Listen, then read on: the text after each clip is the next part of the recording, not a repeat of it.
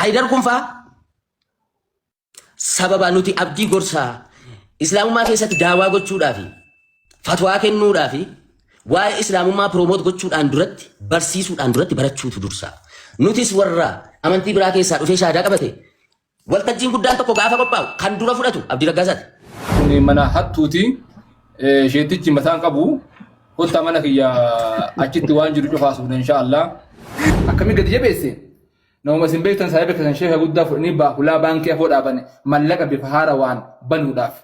Amanii waan kana situ hawaasa muslimaa gowwoomsisee kootu dubbadhu jedhanii ragaa nagaafannaan wanti kun miidiyaatti ol bahe malee anis miidiyaa kana numaan qaba himus numaan danda'a.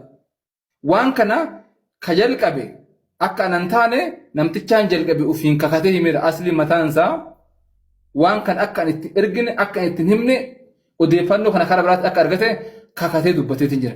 Waan kan ani miidiyaatti illee hin baafne. Salaatu dhabuu isaallee namaan na dura dubbate.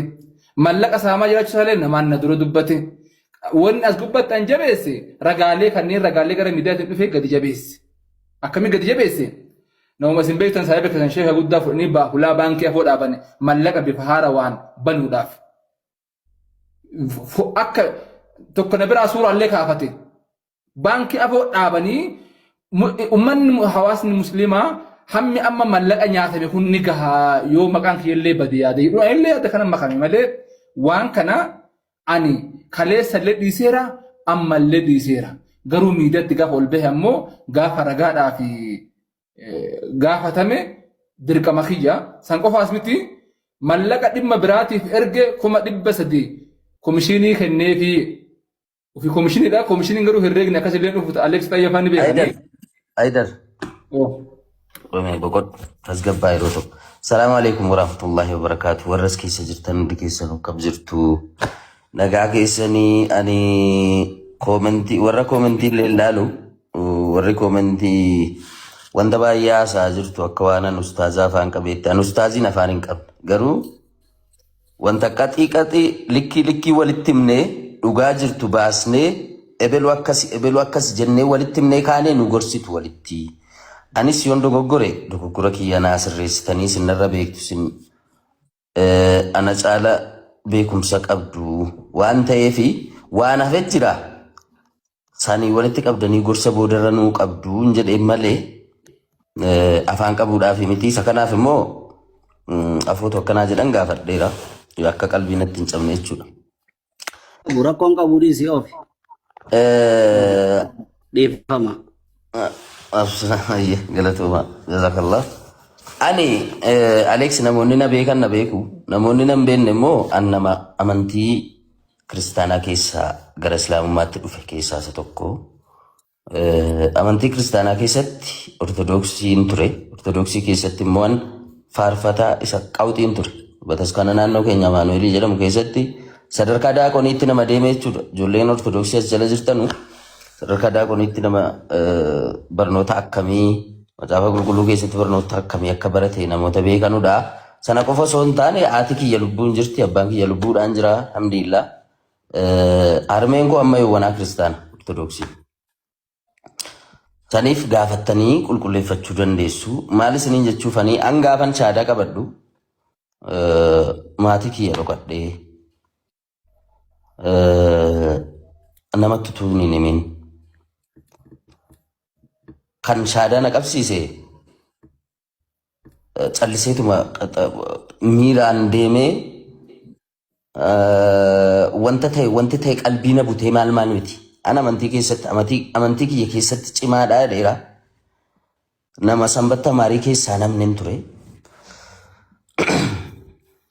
Gaaffii sadii qofatu amantii biraa opshinii akkam fudhadhu na godhe. Gaaffii sadii barnoota baradhu keessaa.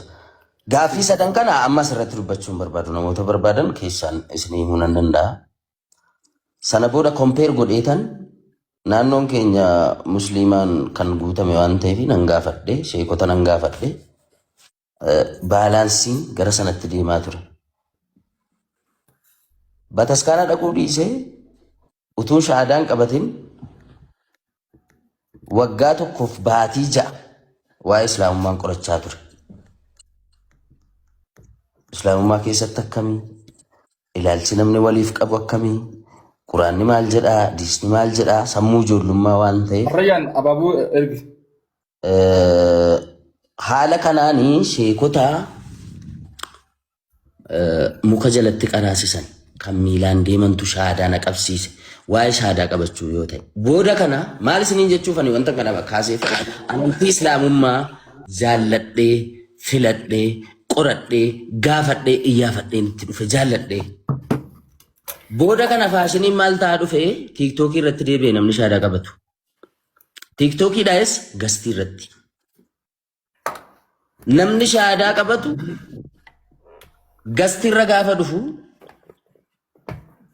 seenaa gaddisiisaa haasa'a tiraajedii wayii gidiraa kanaan dura irra ga'ee haasa'a amantii islaamummaa yoo fudhate wantoonni kun akka irraa furaman haasa'a rakkina mana keessaa qabu haasa'a konkolaataa ittiin deemu akka hin qabne kiraa manaa kaffalu akka hin qabne haasa'a giiftiidhaan sappoorti godhama faashiniin bada jedhanii dhaggeeffatu warri shaadaa qabsiisanus puush godhaa jedhu achirraa jalqaba dubbiin Abdii Raggaasaa gaafa shaadaa qabachuudhaaf jedhu fuula feesbuukii isaa irratti utuu shaadaan qabatiin masgajaa lafa kaa'ee sujuudii godheetu suuraa poosti godhe namoonni beektan ni beektu.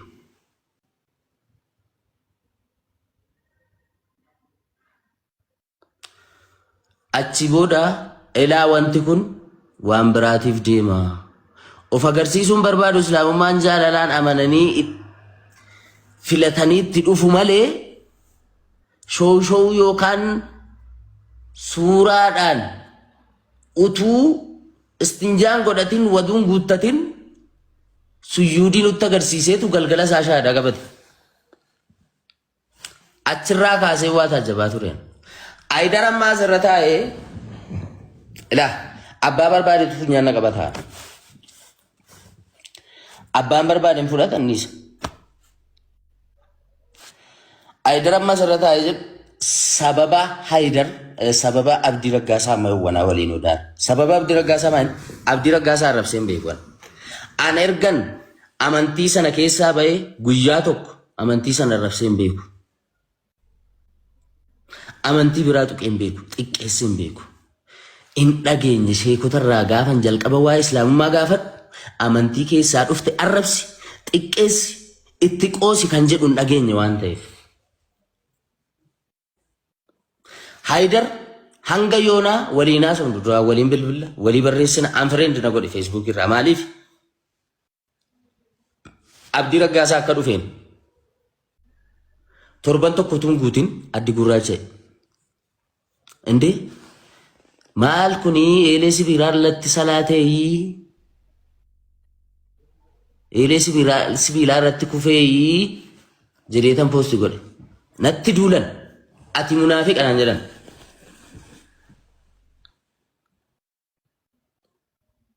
achi as deebi'e ijoollee daa'ima xixiqqoo umuriin jaraa amantii barbaadan filachuudhaa fi adda baafachuun keenya shaadaa qabsiisuu jalqabe karaarraa qabe. Ashaadu ijoollee xixiqqoo dabar kan waggaa 5 ashaadu inde jaranaa waa'ee amantii wanta rakkoon kan inni jiru warra shaadaa qabatu miti warra shaadaa qabsiisudha. Nama shaadaa qabsiiftan gattaati aliif baataasaa waan jedhamu barsiisaa. Waan amantii islaamaa keessatti himamu itti himaa kan dogoggorsaa jiru jarri maal godhan Abdii Raggaasaa wajjin ta'aniit paasteroota Abdii Raggaasaa wajjin viidiyoo hojjetan Haayidar kun faa viidiyoo akkamii viidiyoo paasteriin nama dha'ee gadi kuffisu minaa gabbaan jenne sila paasterii Mee taraada maal nagachi qoy taraada akka deemaan afaan si qabe inni isin irraanfatin obboleessa keenya mu'ee kana mu'ee habiibii akkinin je obboleessa yoon fedhe dhuunfaadhaa obboleessa keenya kanarraa qabaatte nuti asirraa buloo godhii fi kanan jennu obboleessa keenya ifiis faarsutti hin jiru. Waan taajjabii dubbachuudha jira. Himuudha jira. Yoon fedhe Isa sheeka isa rakkoo Maal Mu'een ragaa akka ta'uufi rabbi biratti arran mul'anne malee guyyaa fuuldura rabbii ni mul'ata jechi qiyyaas ragguma ta'a. rakkoo Halaalii qabu. godhuudhaaf miti oofadhu. Ayyee. Haydar kun faa sababa nuti abdii gorsaa islaamummaa keessatti daawaa gochuudhaafi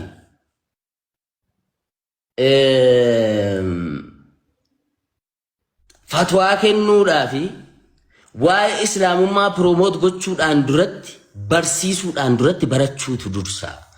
Nutis warra amantii biraa keessaa dhufee shaadaa qabate waltajjiin guddaan tokko gaafa qophaa'u kan dura fudhatu Abdii Raggaasaati. Otoo ustaazonni sheekonni gurguddoon jiran kana kan godhu eenyu warra koree sana qindeessu. Haydar kana wajjin viidiyoo jarri paasterii akka namatti tsalla'utti wajjin kuffisan ni jira. Deemtanii ilaaluu dandeessu achi jira. Sheekonni gurguddaan nuti beektota jennu ati eenyu jennaan ani Yesuus warra jedhaniin namni abdii dogoggoranni hojjete keessatti boolla buuse warratti marsanii jiran. Haqa isaa walitti abdii gadi taayitii qaray. Abdiin aliif baa jechuun beekne. Abdiin salaamataa assalaamu alaykum wa rahmatullahi ta'ala wa barakaatu jechuun beekne. As bahee gorsa islaamummaa nu gorsuu jalqabe. Amantii protestaantii arrabsuu jalqabe. Arrabsuudhumatti gadi taa'e. Dhiisaa jiran amantiin kunis kana eeyyamu irraa dhowwaa. Bakka deemu hundatti gaafa Saawudii dhaqe faa asii ijoolleen sababni sheekonni keenya mataan gadi garagalee raayyaan faa waggaa meeqa Oromoodhaaf Islaama biratti kabajamee hojii meeqa hojjetaa ture mataan isaa gadi garagalee arrabsamaa tureef sababa Abdii Raggaasaa fa'i. Sababni ustaaz ibsaan faa gadi garagalfamanii ustaazonni gurguddoon arsii gadi garagalfamanii arrabsamaa turaniif sababa Abdii Raggaasaati. Abdii Raggaasaa kan boolla buuse Haydar fa'i. Warra wajjin oolu. Dogoggora amma abdiin hojjetu kana keessaa akkamitti of baasuu danda'a? Waa'ee birrii mana ayi malakkatanii mine nangashu. Waa'ee birrii jarri walii dabarsanii deemiiti kana naabitii kottu booleedhaa meeshaa kanaa naafuu dhiikottu dheetti kennuu danda'a barra. Waa'ee komishinii nangashuan sana jalatti walitti kenne irra wal lollaan waan biraatti deebisu malee Abdii Raggaasaa jalqabarraa kaasee dogoggora kana keessa akka buufu. Namoonni deeggaraa turan, namoonni mooraalii taa'aafii turan. Haydar fa'i. Nuti gaafa nuti. Masrajja. Oy, siifan fida. Nuti gaafa nuti abdiidhaan amantii biraan arrabsin jennu, nuun achi as nu arrabsaa turtan tokko. Dhiisi abdiirraa dhaabbadhochaa turtan. Ati viidiyoo akka paasteroota warra walitti tsallaanu namatti tsallaanii kuffisaniitti inni dhayeessu kuffis wajjin hojjenne. Lakki. Hojjette moo hojjenne? Short cut and brief to the point. Hojjette moo hojjenne? Suni ispoortii yeroo dalaguudha malee sun waa'ee amantaa ol oolchuu miti. Akka paaster istaayilii paaster hin jettanii. Hojjette moo hojjenne? Suni ispoortii yeroo dalagnu. Okay, dogoggora moo dogoggora miti kun amantii. Walabaan adda deebiifnu. Kanaafi ilaa. Laal. Addisuu Raggaasaatu dhufe. Addisuu Raggaasaa. Waan dhaabbataa haasofnu jara keenya akka ijoolleen taanu waan dhaabbataa waan furmaata tahaa waan kute gariirraa dubbatan waan dhuftu waan kute gariirraa dubbatan waan gartee dhufummoo rabbiif dhiisan ta'ammaa waan dhaabbatu irratti dubbadda galatooma. Sirri amma ulee mataa waliin nuu qabi sun akka seensaa godhii yaada kan kennamu. Amma mataa walitti isinii qabuu fi anaasaan dheeresse xiqqoosii gaafa Haydarii abdiirraa achi of baasee irraa of kuteera minaamin jedhu. Waa'ee jireenya mana isaa keessaa balaa irra ga'e rabbumatti irraan ga'ettan beekaan. Wanti namarra ga'u kamiyyuu eeyyama rabbiitiin mana waan ta'eef anduuriyyee illee ta'u maalillee ta'u amantii islaamaa gaafa tuqamuun fedhu. Sababni amantii islaamaa tuqamuuf immoo namoota amantii islaamaa keessa taa'anii dibaabee akkasii qabatanii deemanii amantii nama biraatti tuqantu amantii keenya dafarsiisaa turan. Amantii islaamummaa akka arrabsamu ustaazonni keenya akka xiqqaatan quraanni keenya akka xiqqaatu gochaa turan. Kanatu na aarsa. Sababa kanaaf tokko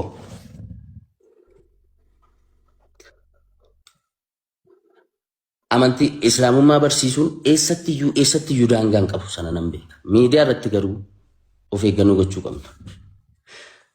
Jarana booda kanarra bar amaddii naggaaroo fa'iitu kottu shaadaan si qabsiisaa jedhee ashaadu jechisiisaa ture bar. Hanga kana hunda muka qoosaa ta'e islaamummaan. Gaafa duuriyyeen udaan udduutti baattu as baatee shaadaan si qabsiisattee amantii islaamummaatti qoosisiiftu jala ta'aniitu dhaggeeffachaa jiru. Warri waa'ee amantii kanaa beekan, warra amantii kana keessatti aarsaan akkamii akka kaffalame beekan. Gaafa shaadaa qabsiiftan nama. Nuti alhamdulillah ani namoota sheekota warra tasgabbaa miidiyaan beekne maal biratti shaadaa qabate. Har'a immoo erga miidiyaa irratti dhufe namoota shaadaa qabsiiftan barachaa jirta. Eessa geesseet maal gooteetta hordofaa salaataa jirta.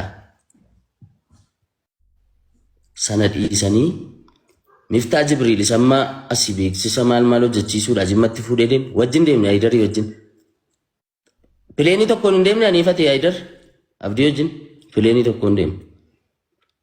Gaafa sana pileenii sana keessa taa'ee maal hin jedheeni an beddelleen deemaa akka carraa ta'e. Amantiin Islaamaa waggaa 1400 wayii dura piroomoot godhame. Piroomooshinii hin barbaadu. Abdii kanaan amantii Islaamaa piroomooshinii irratti hojjetiin kun dhaabbata daldalaa miti jedhiiti itti nu himenna. Amantii Islaamaa piroomoot godhamuu qabaa. Piroomooshinii hojjetamaa. Akkaataan itti piroomoot godhu kun sirrii miti. Wanti amantii gara amantii Islaamaatti dhufanuu fi amantii kan biraa arrabsuuf akka hin taanetti gorsaa. Waa'ee amantii biraa, waa'ee iccitii mana amantii sana keessa jiru dhiisaati. Bareedina Islaamummaa keessa jiru akka baratu godhaa warri shaadaa qabsiiftan. Yaanni koo kana walitti isinii qabuu barbaade shaadaa qabsiisanii funyoorraa hiikanii gadhiisuutu hin taane gurbaa nana. Boruu Rabbi sirraa na gaafata. Salaataa jirta, quraana qara'aa jirta, hadiisan dhaggeeffatta. Ammam tokko amantii kee hordofaa jirta. Puushpuushii abaaboo leencaa fi qurxummii asirraa darbatamu ilaalanii namoota baay'eetu dhufanii shwaa hojjetanii deeman. Isinii lakkaa'uu dandeenya jiran namoota gastii irratti dhufanii shaadaa qabanne jedhanii islaamummaa irratti sheekota irratti muudii qabatanii nama nutti kolfisiisan. Kanaaf isa kana irratti gadi jabeeffamee hojjetamu. Gaafa badiin tokko raawwatamu immoo of qulqulluu godhanii keessaa of baasanii isa biraatti quba qabuu hin qabu. Kalees namni akka koo Abdii Raggaasaa bifa gorsaatiinis bifa qeeqaatiinis itti duulaa ture hin jiru. Kalees akka obboleessummaatti itti meera. Har'a gaafa namni hundi itti garagalu immoo qobaa koon Abdii Raggaasaa bira dhaabbadha. Dirqama koo kaleessa baadheera waan ta'eef. Har'a gaafa rakkinni irra ga'u, gaafa inni dhukkubsatu, gaafa inni fayyaa dhabu, namni tokko isatti quba qabuu qabu. Kaleessa gaafa inni fayyaa qabu, gaafa silaatti himamuu qabu, utuutti himin har'a dhuftanii asirratti abdii addeessuu hin dandeessan. Namni tokkollee Addisuu Raggaasaa akka dhufeen utuu ashaadaa duwwaa qabatee aliif baatuun hin jedhin amantii biraa arrabsee amantii Islaamummaa faarsuu jalqabe. Achitti du'ee Islaamummaa keessatti dhufee ka'e. Ashaadaa duwwaa qabatee aliif baatuun hin jedhin amantii biraa arrabsee. Amantii biraa keessatti du'anii Islaamummaa keessatti ka'uu wanti jedhamu hin jiru. Bakka barachuudha. Achi booda salaata kee irratti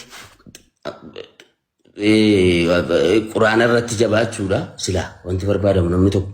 Hamzaa Takluufaa bakka namni hin jirretti illee maqaa namaa dhabuun sirrii miti. Hamzaa Takluufaa fakkeenya fudhachuudha. Takka isaa piroomooshinii hojjetu argine hin beeku.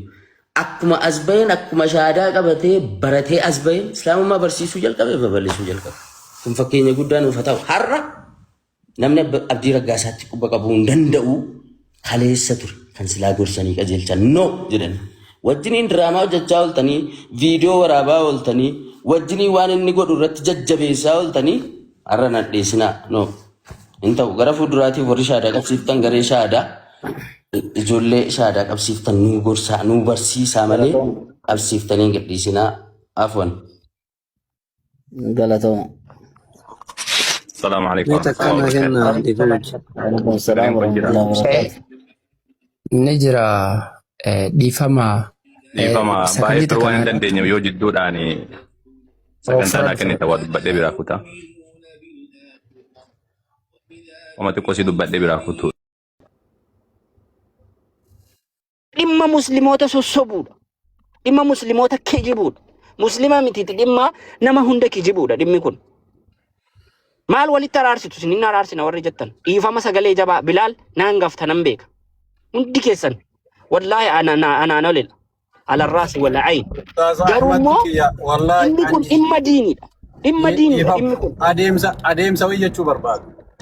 Naagala wanni jettan kun illee taayimii qabaa yeroo qabaa yeroo haasa akkana jecha maasa isi haasuftu kun illee waan jiru hunda rabbuma beeka. Anillee isinillee nama waan kanarraa beeku miti. Haasofni amma waa'ee akkasii jettan kun waa'ee islaamummaa keessa akkana akkas ta'ee uumuu jedhu kun taayimii isaa hin eeggane na fakkaata. Xiqqoo oduu bulchine maaliif jennaan wanni jiru mucaa kan dubbachuu irratti rakkinnan qabu keessaa bahee jira uf beeksisee jira. Nama islaamummaa laa ilaaha illallah Muhammad Rasulullah jedhee harkaa qabu san waan biraa irratti walii dubbannee dhimma san keessaa baane just push godhu jirra waan kana waan ta'eef xiqqoo rabbi biratti illee irraa gaafatamuun keenya oolu mala maaltu jira rakkinni jiraachuu mala keessa jiru ammoo haala amma irra dubbatanii miti jechuudha. Qaama isaa gubatee stressii keessa jira rakkoo keessa jira xiqqoo irraa duwwannaa ratas bakka sana akkasoo dura utaaltanii jechuuf waan isin qabe. በጣም ጥሩ ዳኖ ኪያ አናለ ብልብል ጉርጉዳ ቢት ከነደ ወለሜ ዲስ ነንጅራኔ አናሞን ዲስ ወደ ከደ ይራዋንቴ ኮሚሽን ከየርገዶ መለ በቃም ኡስታዝ አህመድ ጀዲ ከነተኮ ከሰቡ በርባዴ ዋይ ሙሐመድ አሚን ዲኒያስ Bilaalo dhiifama takka Bilaalo dhaabbadhu na itti mini wallaahi laa kuno an sin kabaja maaliif enna okay ela kuno dhaabe. جزاكم الله خيرا. إجري قلت لي هذا أستاذك إياه. وأنا سنجد التجارة. السلام عليكم ورحمة الله. أنا يجاب سندوقي وأمبرام. ويا دقيقة تكتنا كنا إن شاء الله. يروح دوي كتاتور جلانو كنتو. يروح دوي كتاتور جلانو كنتو كذا جلاتور. تيك توك رانجرتو. أبابو يركض ولقل. أبابو يركض. لا كوسة كوبارة سيشي. أستاذ ثابت يكتفوفا. دوبا نمنا ما تقول لك دينياس محمد أمين جد أما وابران لسون تاني. وانا مستعد أحمد كاسني في. خليس دينقد يروي بالبلا أسوي جناسه. لقاط بتشو دافي. يا أبو شبون كان كنو كابون أولون جدين. دينياس محمد أمين كنا.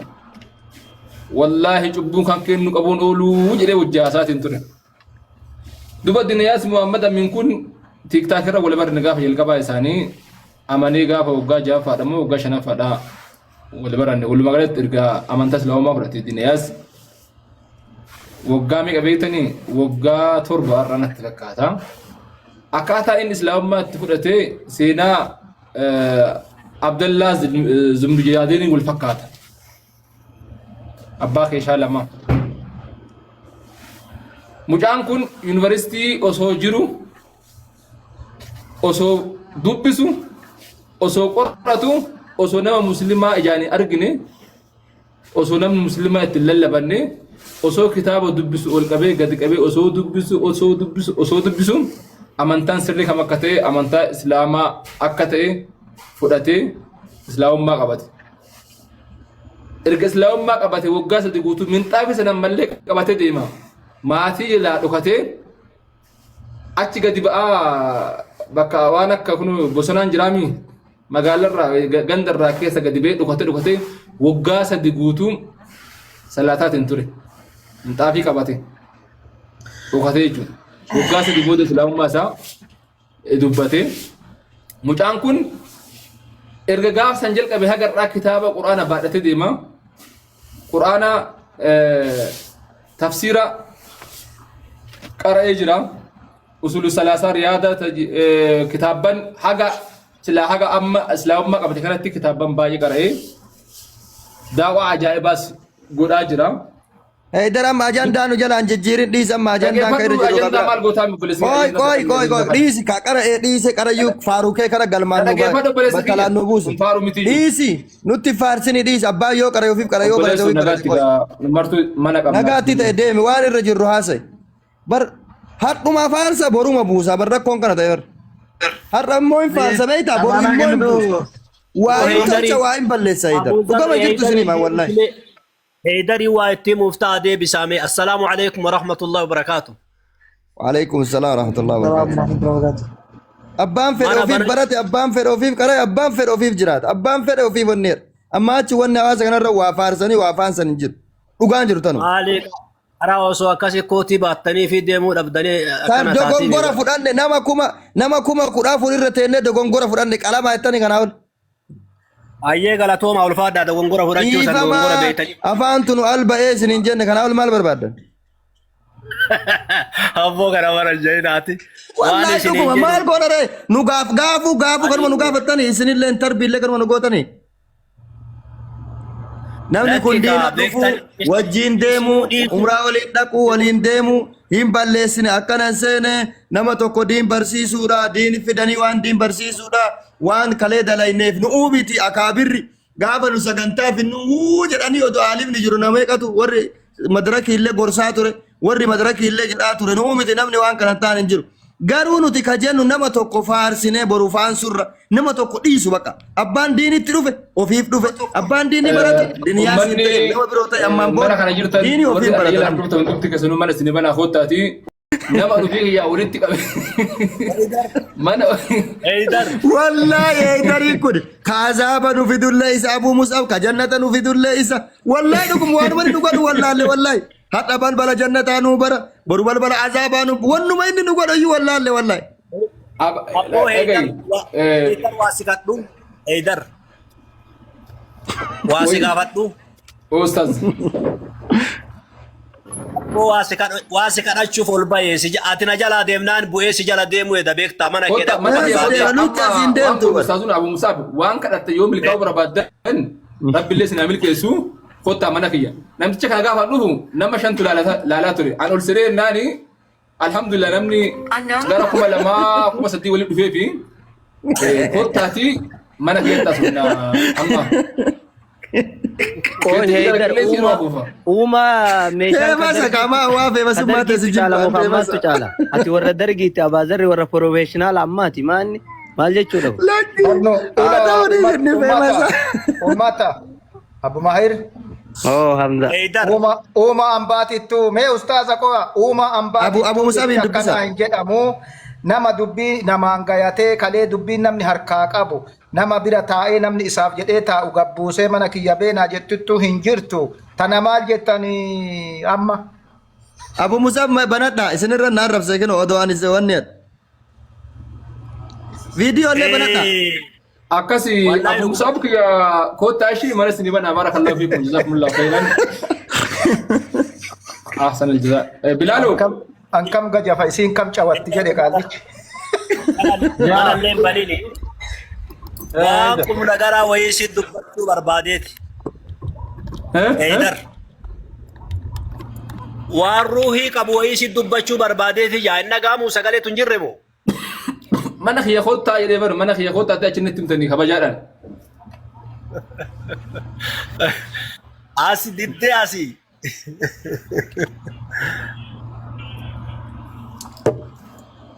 As diddee asin ta'u mana kiyya kota.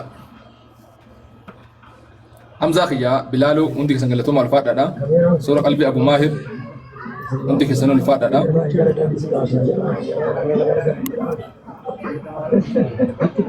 Wallahi dhugaa isin imaame abbata dhugaa isinitti ibda jechuudha. Abu Musab jirtanii isin carraa dubbachuu qabnaa badarre dubbadhu maan dubban maal isin eegaa ture majala naa ture isin eegaa ture taranaa kennitan dubbadhu Anu wanni gaafeen kiyya egaa isin amma waan silaa dubbachuudha afaanitti na hambiftaniitu dhiifama gaafaneerra jettaniitu garuu an yani dhiifama gaafachuun haa ta'u rakkoon qabu garuu haa darfaan kan makkan idaaran kuni kan amma gaafan isirra fudhatan baranii beekanu eega kun hundi deeme asliin dubbatee fakkii argan immoo bakka jechuun wanni amma waa akka keessatti isin dhiiseera garuu kana hidhattu na dhibaaraan amma unaan hangee unaa kan inni jedhee nama gaafanni asallamurraa jammaree akka inni islaaman taane bare har'arga waggaa kana hunda gahee akkamitti yaani waan miidiyaa kana callisneetu waa dhaggeeffachuu wayyanatti fakkaata jechuudha kana keessa galuun wayyanatti fakkaatu bakka ayyaama nama dhiba bakka akkumti dubbatanu rabbi inshaallahu ta'ala rabbi dubbadha Abu Musab video illee ba Abu Musab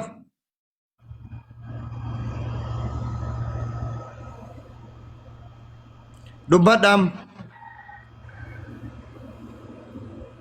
geeffattani Ustaaz Saabit an dhaggeeffachuma wayya inshaallah mee gara qilleensi kun itti kun mala alteen ilaalla inshaallah garuu rabbi haqa nu haa dubbisu kanuma rabbi kadhanna wallahi Abu Zarri wayye tahee dari mana isaatitti gaafadhaani ani wanni jechuuni barbaade kuma 300 argatte jaanillee maqaalleen si haa kahu waan kana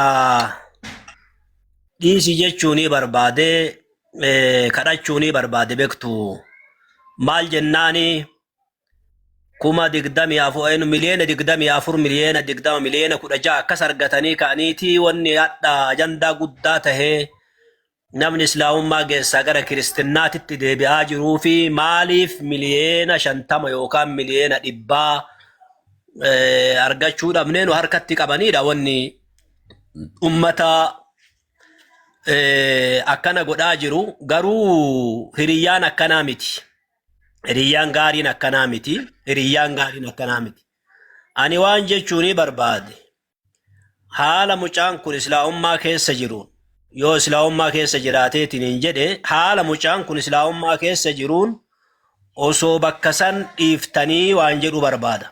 Gaafa mucaan kun islaamummaa keessaa deebi'e haasa'uullee dandeettanii mucaan islaamummaa keessa jiraachuu islaamummaa keessa ni jira jee yoo salaatuu dhabellee laa ilaaha illallah muhammadun rasuulullah nuuf geetti maaliif jennaan salaataa warruma bira turee algaa wajjin galee hoteela wajjin deemee biyyo hedduu waliin deemee jedhetu rasuulullah nuuf geetti waan san barsiisuu dhabee waan san barsiisuu dhabe warruma akkasiitti waan san barsiisuu dhabee wanni kun jajjaba Muhammad Amin kiyya ahla wa sahla wa marhaba Muhammad Amin isa kanaami kuno kana Allahu akbar kuni nuura qaba dhiisi abbo kuni nuura qaba rabbi umri isaa dheeressu sken akkasitti obboleeyyan kiyya mee osoo mucaa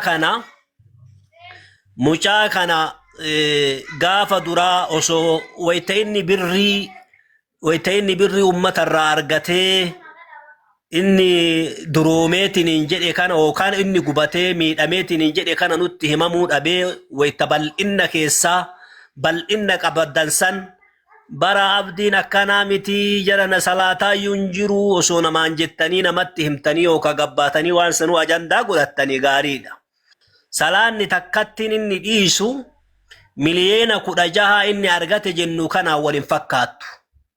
Salaanni takkattiin inni dhiisu miliyoona 16 inni dhiise jettanii waliin fakkaattu. Ammoo namniinuma kenna yoo argitaniitiin hin jettan nama meeqatu salaataa jira abbummaan tufuuzoo isaa ta'u kuni nama meeqatu salaatee salaata oofataa jira mee mucaa kana irraa xiqqishu haayititu inni illee miliyoonuma san iyyuu eessenni geessan laallaayi yoo argatee jee innis gaariidha. akkana godhaa shabakaan qabaara. Yoo cufe haasawe yoo. Haasaa akkasuma cufa haasaa. Akkasi osoo akkasitti xiqqishuu irraa wannaa jettani yoo makiinaallee ta'e makiinaa bareeddu naa bitatu qaamni isaallee haa wannaa jedhuu haa wayyaayuu akka jedhe san madrasaallee haa ittiin ijaaruu masjidallee ittiin ijaara jedhee masjidallee ittiin haa ijaaruu maqaa abdii raggaasaatiin masjidni yoo ijaaramee jedhe gaariidha. mee osoo irraa lash jettanii jechuu barbaade osoo sagantaa kana irraa dhiiftanii gaafa isin irraa dhiiftanii irraa calliftanii harka dachaafattan yookaan ajandaa jabaa islaamummaa keessan isinii dhiise jeetu inni gad dhufa ofeeti beektaati osoo atuun dhiibin ati yoo deebitee harka irraa dachaafattee rabbi fayyisee mucaa nama fayyuu jira bara amma sagaleen jabaa hin haasawu viidiyoo irratti dhufee akka gaariitti haasawu beektu amma bareeda jira bareeda gaarii amma na dhukkubaani haateettu bareeda gaarii jira inshaallah amma fayyamaa amma osoo akkas goonee hoo nuti ajandaa taanee bannee dhiibnee mucaa kana darbuu dhabnee amma afaanuma keenya irraa dachaafannee yookaan rabbi si haa qajeelchu abdii keenya rabbi gassi haa dhaabu akka gurbaa obboleessa keetii sanuuf duuba sin deebisin jenneeti akkasi du'aayii goonee fi maal jettan jarana warri jala kanaa 970 lakkoofsa 88 barreessa hadaraa wanni ani isiniin jedhe kun yoo ka isiniin ta'u taate. Salaamu alaykum wa rahmatullahi wa barakatuh. وعليكم السلام ورحمة الله وبركاته دبي دغاتي nuti kan jenne naman faarsina namallee oli fuudhina ka gaafa dura isin nun jettani wanni jennelle jedhani dhiisuun bareeduma irraa gabaabbatuun bareeduma isinin jechuu barbaada ajandaa yoo dhiisan nama dhiisaa nullee immoo asirratti maqaa nu baduuf dubbanne malee waan biraatiif miti asirratti ustaaz Abu Mu'az ustaaz Mu'az kana wal beeytanii sila hala mee gama shar'iititti illee gama waa maraatittuu inti jirtanii ustaaza viidiyoo bayaanu dubbadhaa waan kana irra guyyaa qiyaamaatiif nu qanaatanii gadhiisaa waan rabbi isin kennu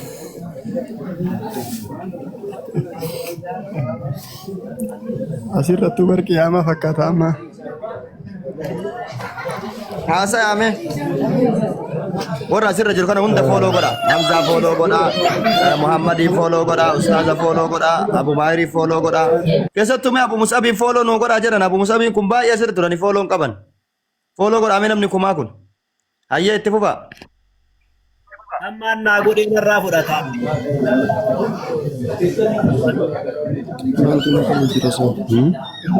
Ustaza sagalee dubbadhaa isinii galee harcarraa بسم الله عندك أمان من أستاذ أبو ذر سكالي تيكو وجه زنبرة جن بكسر جيراني شيء بكسر جيراني نما ميزة كاني ودو دقيقة ملا ما جت شيء ثاني كانوا فايز سنو جراني سرقة تدبيان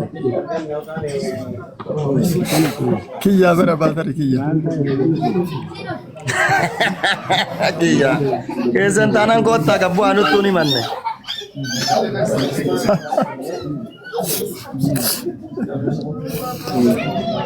dubbata amma dhagama dubbata akkasi saba ko walid deebinaa gizee bira aga gizee bira walid deebinaa ni dubbanne Muhammad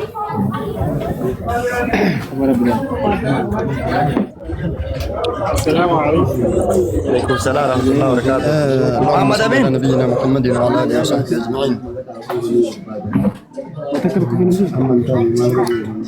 حقيقتي وانت مجروحوني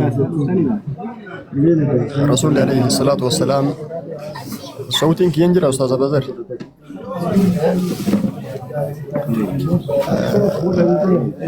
زبنا آخرا يوكا ملتو قياما إرى فتنة دكنا رفها فتنة دكنت رفتسوني نمتك مؤمنة إيدي صفتي بريرة كفرجان شوف رسول عليه الصلاة والسلام حديثة كان كيستي مسلما جن نمني تقيو سمونا إسلامي مسلمة نمني سنة مسلمة مرتبة إيمانات تكون دندو مرتبة إيمانات برقون دندو نمني ريف وما إسلام ما سيني جي أملما سدي وقمتك يوكا وقمتك فويا كان كيسة تريد يبوكوني صدرك ما إسلام ما إرجل صدرك ما مسلم ما إرجل كأكنا مسلم ما رجل كان يومتي ويتقيامان أسكالو فته مؤمن أفو صداك ساجي الرسول عليه الصلاة والسلام مؤمن أفو نما يرو غبابا كيست إسلامي مكا مسلمون ما تنجرو كنا قفدون تاني مؤمن أفو صداك ساجي يرو مؤمنة إيدي صفته ويتبريتو كفروا جرج النبي عليه الصلاة والسلام ويتموتوا دوبري مؤمنا انجروا ويتديتوا كفري سينو جرج إذن مرتبان مؤمنا مرتبة قدّة مرتبان يساول كمسلمة يرى قالت الأعراب آمنا كاف كان جري الفتي رسول الله عليه الصلاة والسلام إسلام مفتيتي رسولا عليه الصلاة والسلام آمنا جتين ربي قرآن أبو سيمال جي قالت الأعراب آمنا قل لم تؤمنوا آمنا كي سمي بك إيمانا سنأتشجين نجتشو كي سنسن إيسا جي ربي قل لم تؤمنوا بركا إيمانا رنجين ماري إسلام مفتني شهادة كبتني مال سنين جنة وكجت تنتاتي ولكن قولوا أسلمنا أما فكون سين جاجي ربين فكون سين جاجي لكن قولوا أسلمنا مالك بكا إسلام في مجرى أبدا مالك سنين جنة جي ربين ولما يدخل الإيمان في قلوبهم وننه صدرك مؤمنا برانو في نجينا أمن مجرى تنسين جيت تجمع أبدا سنين جنة ولما يدخل الإيمان في قلوبهم إيمان كالبيت يسلين سين رب سبحانه وتعالى قاف إيمان